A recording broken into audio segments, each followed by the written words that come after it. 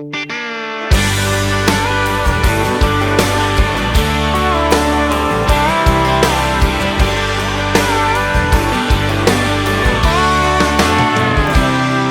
it's a long road from Amistad to Toho.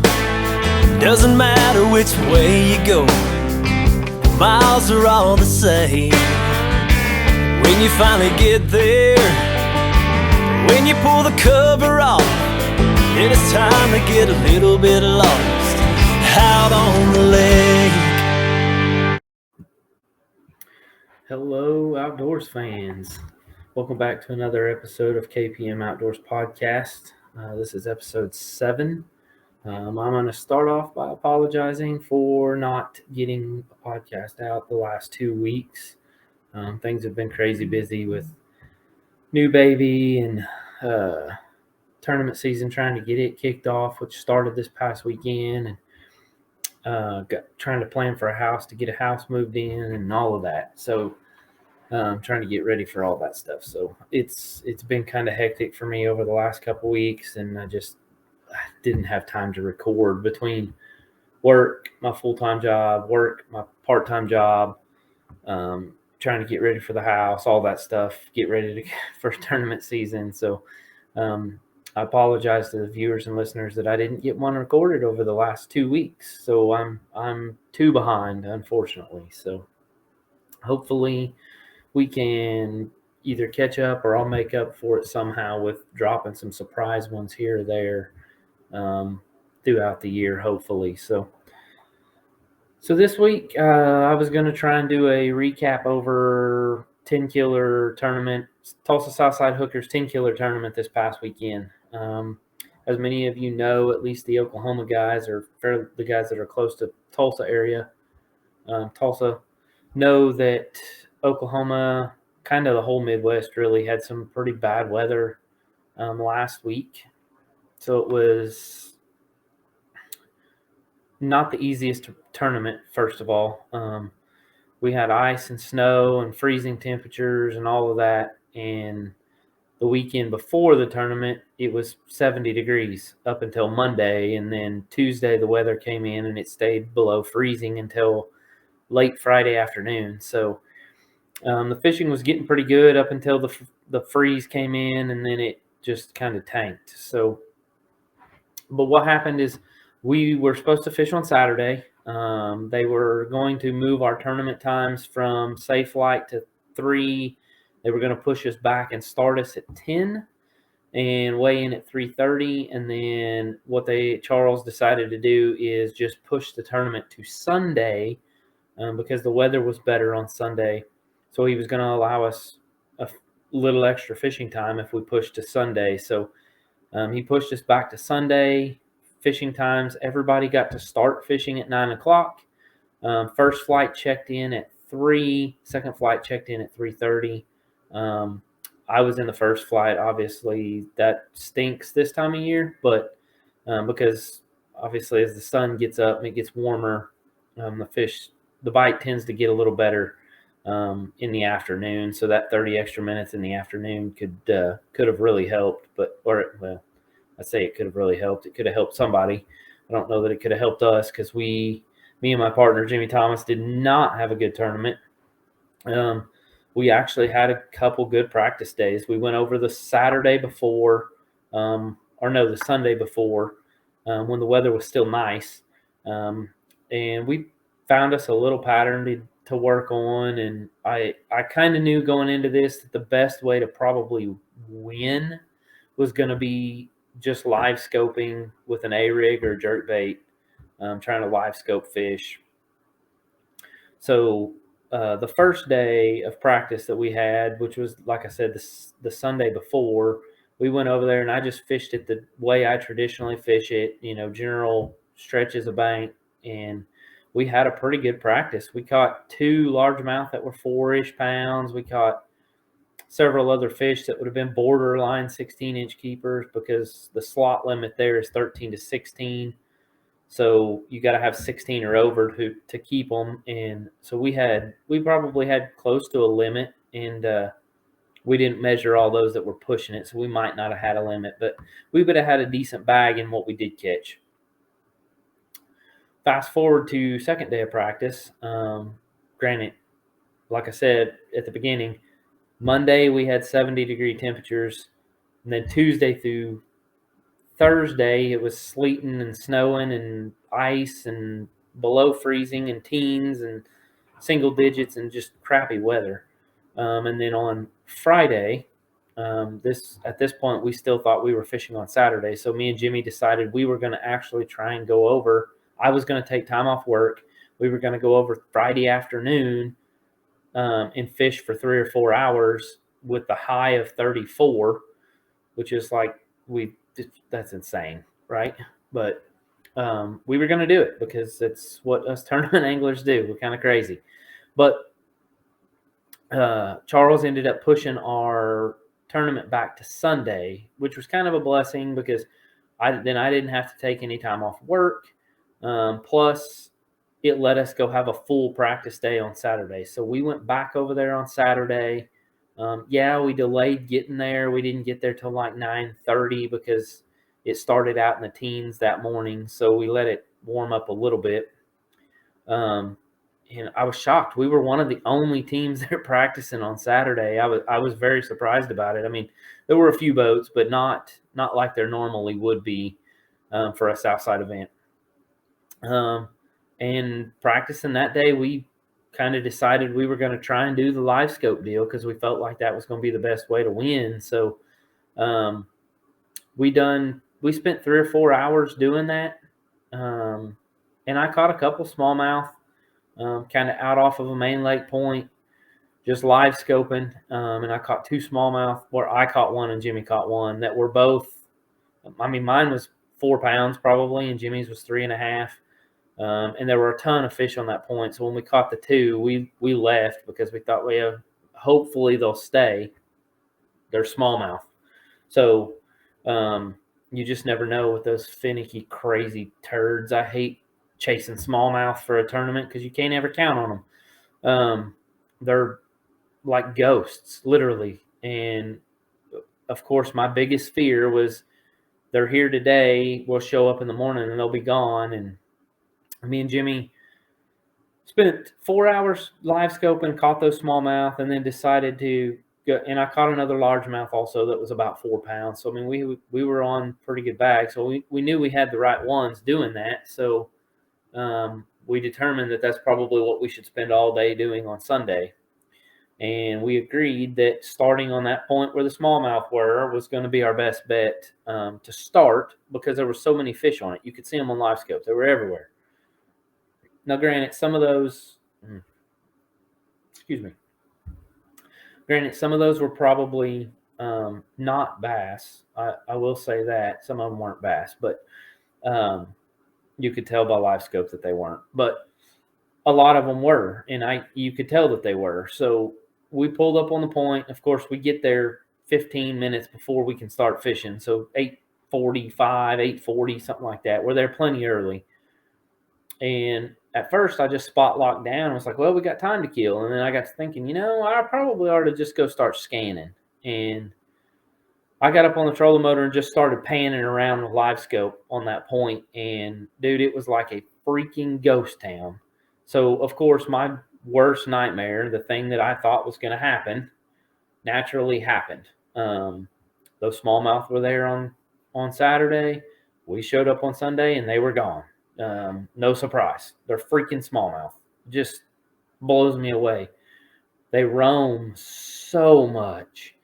And I honestly thought if they would stay there, we would probably have a pretty good chance of catching several of them because the sun was going to be out. That usually makes them bite better because they're visual feeders. They sight feed more than use their lateral line. And but anyways, we showed up. They're gone. Not there. Don't see them hardly anywhere. So I decided to work my way down the main lake stretch of bank a little ways just to see if maybe they just migrated down the bank a little ways. And as we start migrating down the bank, I'm seeing a fish here, fish there, fish here, fish there. And I end up catching one, a largemouth, not a smallmouth. and he barely measured 16, but he went. That's all we cared as a keeper. Boom, put him in the box. So we got one at like 9:45, and I'm like, okay, we got 5.5 more hours to catch 4 more fish.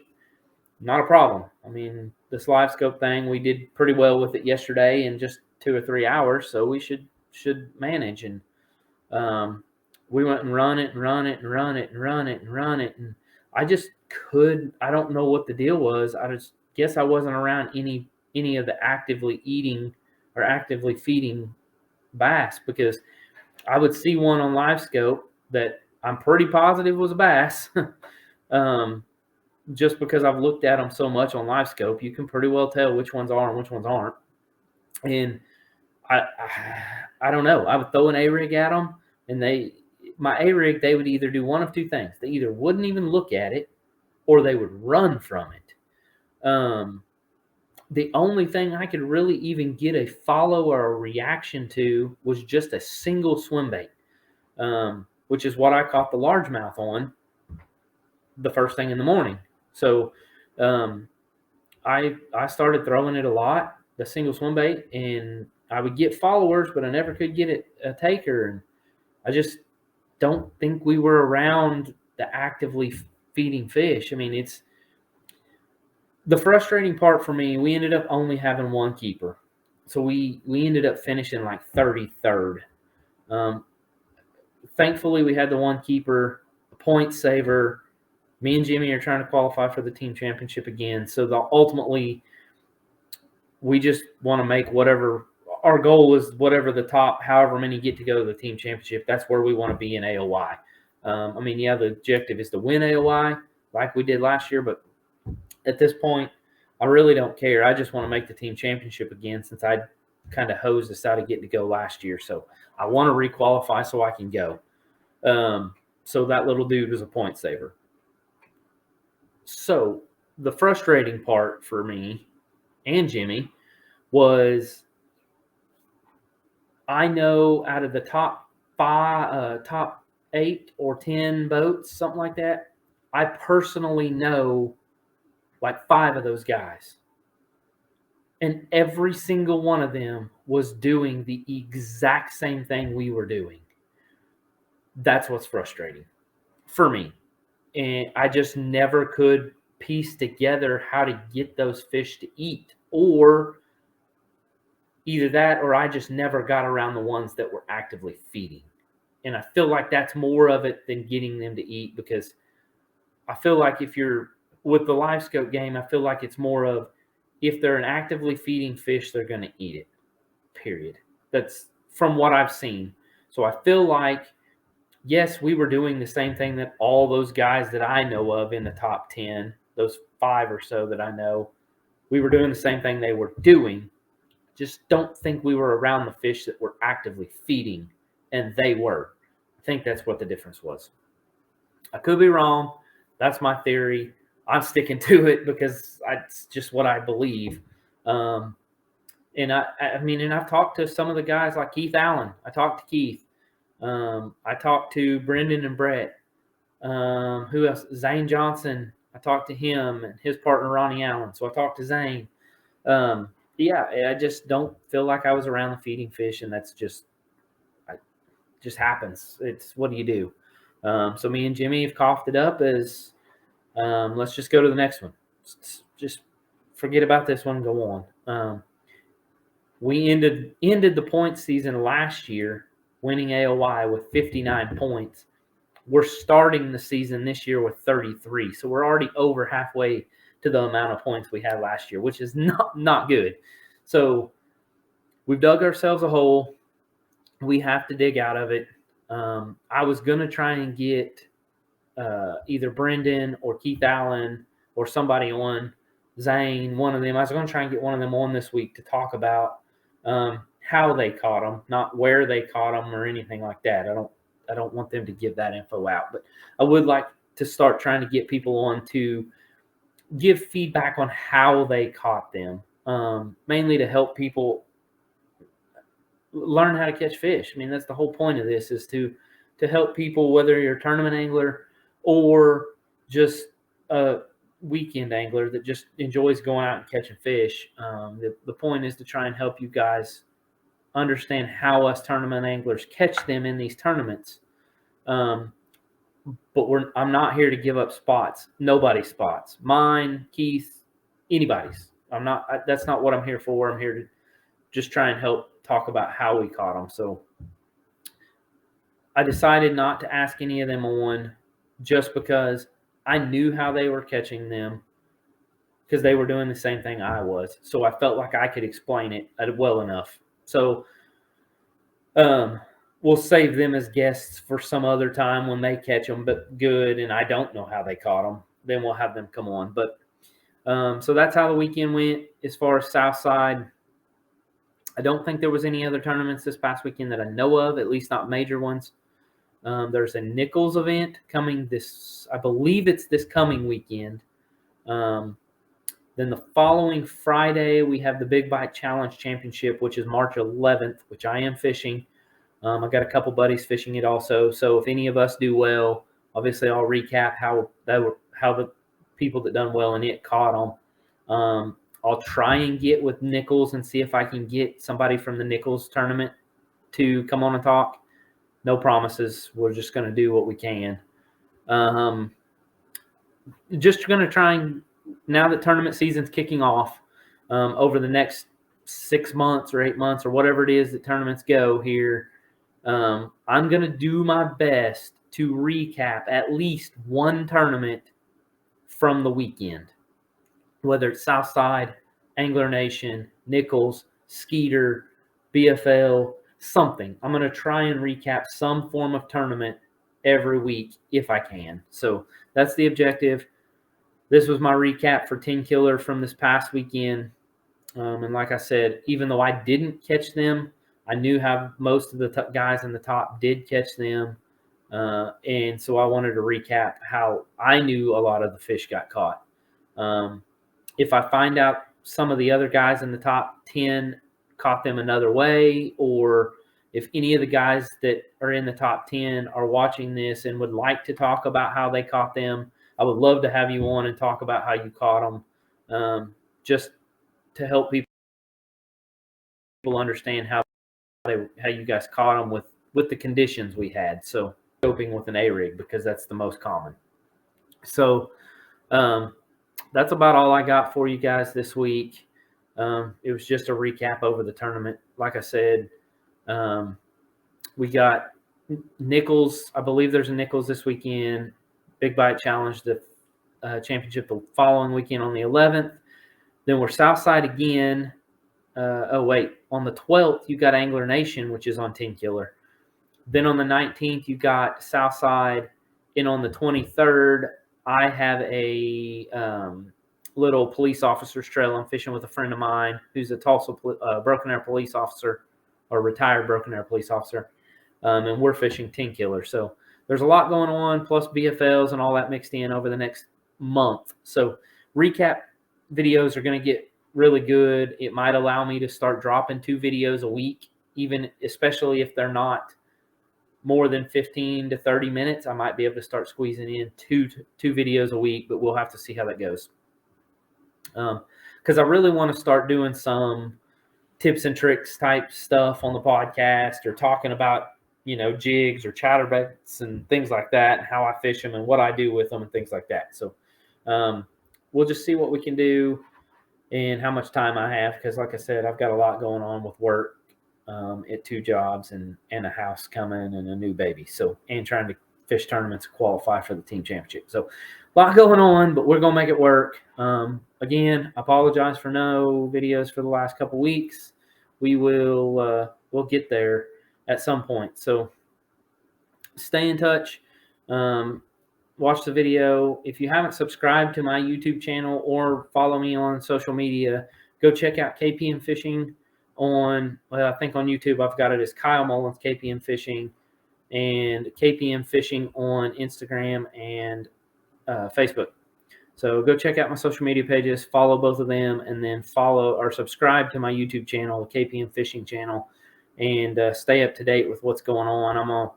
I didn't record any video from Tenkiller, but my plan is to start putting the YOLO tech in the boat, start getting some video, and posting some fishing videos as well. So awesome, guys.